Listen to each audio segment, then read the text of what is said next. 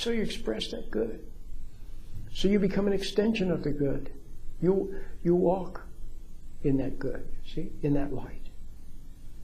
But when you don't, when you become separated from it, how do you become separated? Through knowledge.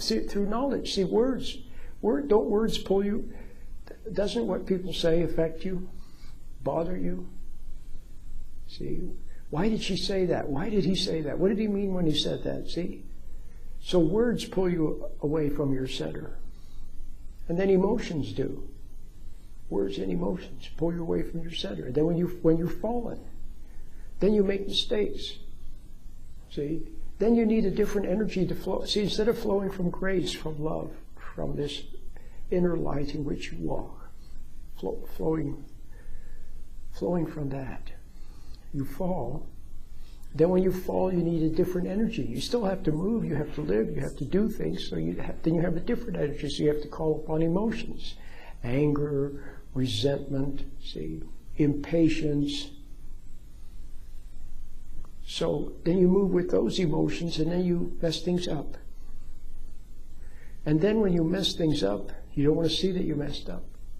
So what do? You escape into imagination with the help of drugs and alcohol and distractions and everything else. But the main thing is the imagination. That's where you escape. Then you hide in your imagination. That's where most people are most of the time. They're lost between their two ears, lost in their imagination. So what you must do is come back to the present. So you can learn half of the meditation in 30 seconds. In 15 seconds you can learn it.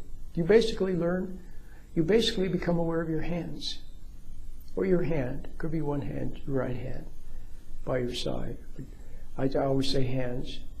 You just become aware of your hands, and they start to tingle a little bit. When you become aware of them, they tingle. And now you're in the present.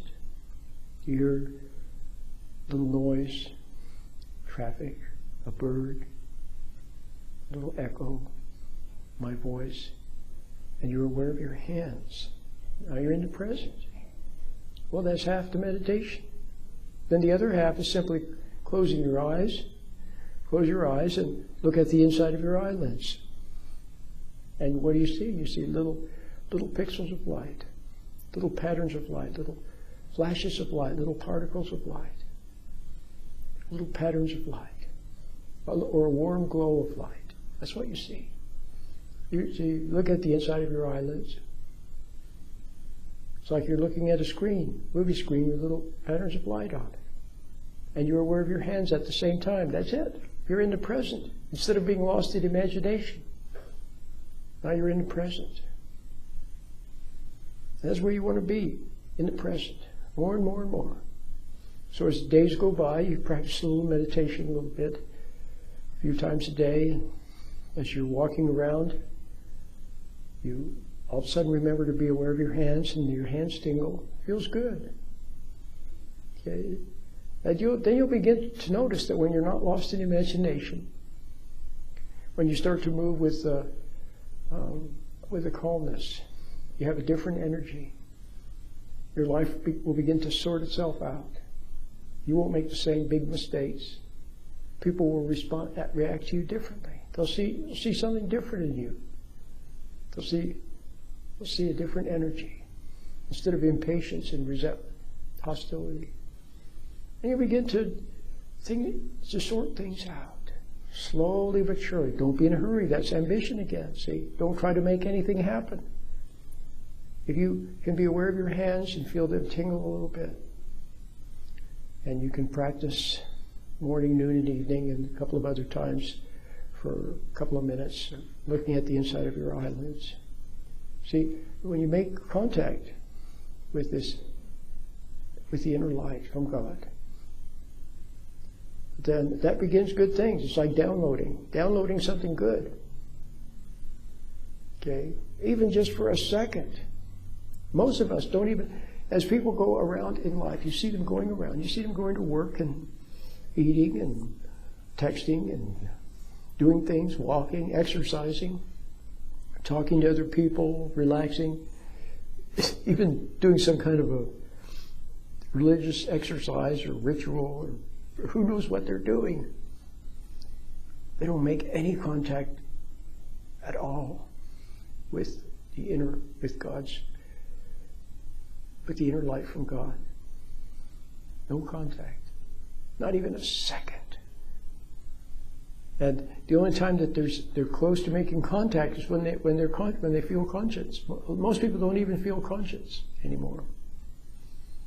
They just feel a little anxiety. Okay, well that's conscience in its least recognizable form, so they feel a little bit of anxiety.